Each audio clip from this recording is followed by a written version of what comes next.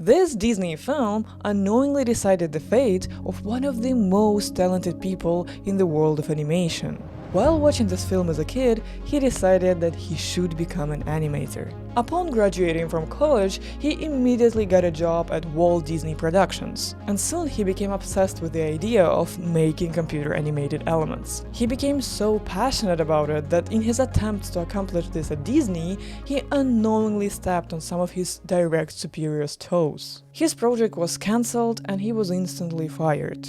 As you can imagine, he was devastated. Disney was the only company he ever wanted to work for. I'm talking about John Lasseter.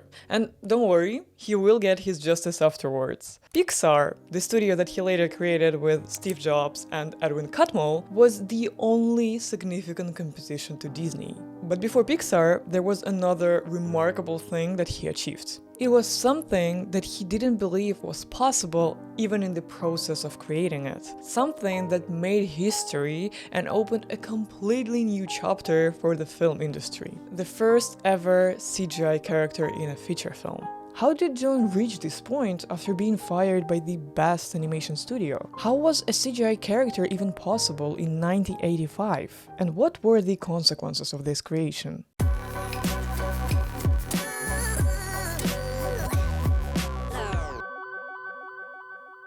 After being fired by Disney, John didn't stay unemployed for long. Almost immediately, he started working at Lucasfilm Computer Graphics Group. There, he worked closely together with Ed Catmull, a well-known pioneer in computer graphics, and his team of computer science researchers. Lasseter learned how to use some of their software, and in turn, he taught the computer scientists about filmmaking, animation, and art. Lasseter loved the idea of computer animation, and he believed that it was possible to create animated backgrounds for movies using computers, but definitely not characters. After the research that he did during his time at Disney, he believed that the only way was to have hand-drawn characters in a CGI setting. And for the record, at that time it was already a very ambitious goal.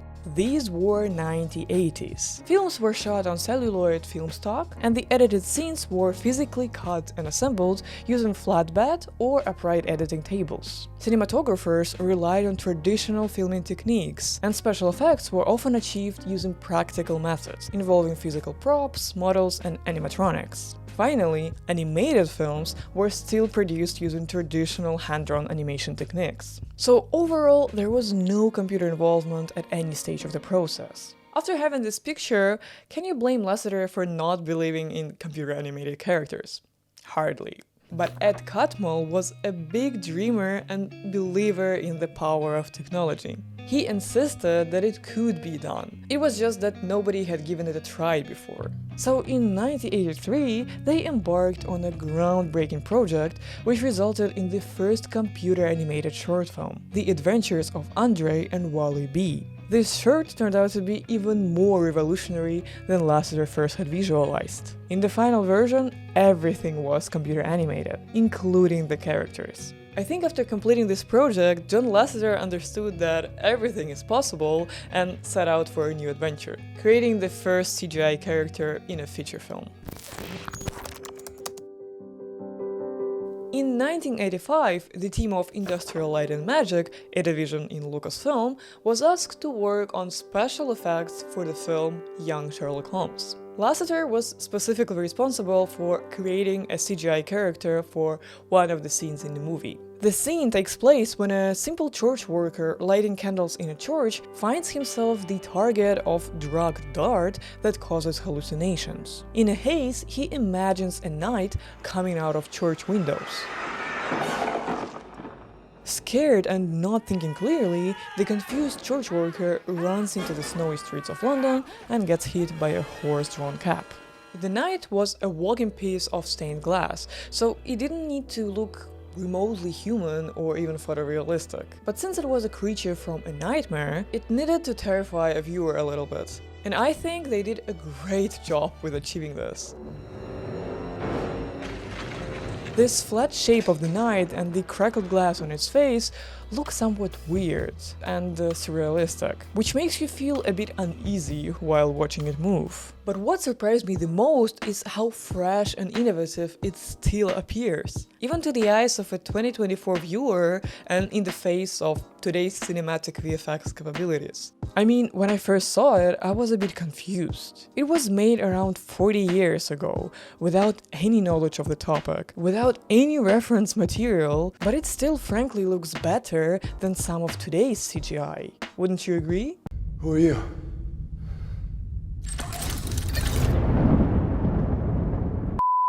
Lasseter and his crew worked tirelessly on this piece. The scene lasts just 30 seconds, but it took around 6 months to create it. 6 months, just think about it, 6 months for 30 seconds. I came across an interesting comment from Craig Good, one of the team members who worked on this project. He shared, "That rag focus shot was so expensive to compute that I spent 2 weeks at CGI headquarters in Orange County rendering just the last 2/3 of that shot on borrowed computers overnight. I had to fly down with 2 giant disk packs, which each could hold about 300 MBs. The team worked around the clock, and it appears that even their family members were closely involved in the process. For example, one of the team members was a Star Wars special effects legend, Dennis Muren. And in one interview, he shared how his wife basically came up with the whole concept of the character sitting in a jacuzzi. So, my brilliant wife came up with this, which is, this is all this is her original thing, which was because the character comes out of a piece of stained glass, that it's like flat, right? And it's made up of these different pieces. And we thought, boy, that's a great idea. She came up with actually in the jacuzzi. In this video, I won't go into all the technical aspects of how exactly it was done, but the point is that Lasseter and the crew didn't have the same programs to work with that are available to us now. They were put in a completely uncharted territory, and because of this, they had to tackle challenges that had never been faced before. And they not only navigated these challenges perfectly, but they also invented a few techniques, not one, a few of them, that are used as the industry standard these days. They basically invented camera tracking, and as a motion designer myself, I cannot tell you how significant that invention was for our field. For this shot, they had to recreate the 3D camera motion entirely during the post-production phase, and without any tools for that. Now, thanks to these guys, I can easily do it in After Effects in just a couple of clicks. They also invented character rigging, which significantly sped up animation process. You see, before this invention, animators began by making 3D models of characters and objects using simple shapes like triangles and polygons. They manually crafted these models by specifying points and connecting them to create surfaces. To bring these models to life, animators had to change the position, rotation, and size of each point across frames. They only could adjust it one by one. But the character rigging technique basically gives the characters a flexible digital skeleton, allowing animators to easily move and pose their characters without manually adjusting each point. Just imagine the time Lasseter and his team would have spent animating this part of the scene. There are approximately 80 unique pieces that make up the entire stained glass night. And if they had to manually animate the position or rotation of each piece, it would have taken like 10 times longer. Just try to imagine how impressive this work was for that time. They also came up with how you can render out depth of field, because this shot that you see is the first CG rag focus shot in cinema history. And we already know from Craig Good how complicated it was to produce it. And let's not forget, this was 1985, so when they were done with the animation, the night was scanned and laser painted onto the film and was composited with the live-action background. And that moment marked a very interesting turning point in the film industry. This groundbreaking work went beyond just introducing CGI characters. The innovative inventions that Lasseter and his crew made while working on the first CGI character, laid the foundation for the entire VFX industry. Before these inventions, computer animations were mostly made using detailed math spreadsheets. It looked very complicated and it wasn't accessible to most people. However, these guys took really complicated mathematical equations and algorithms and found a way to optimize it for the artists without any mathematical background. This was innovation at its best, and the level of dedication of these people was just out of this world. It's so inspiring. So next time you find yourself watching a movie with CGI characters, take a moment to appreciate the incredible journey of these pioneers. And remember, everything is possible. It's just that nobody had given it a try before. Thank you for watching this video, guys. Check out my other films and subscribe to this channel for more. Here I share interesting stories from the entertainment industry and our pop culture. Don't forget to share your thoughts in the comments below, and I'll talk to you soon. Пока-пока!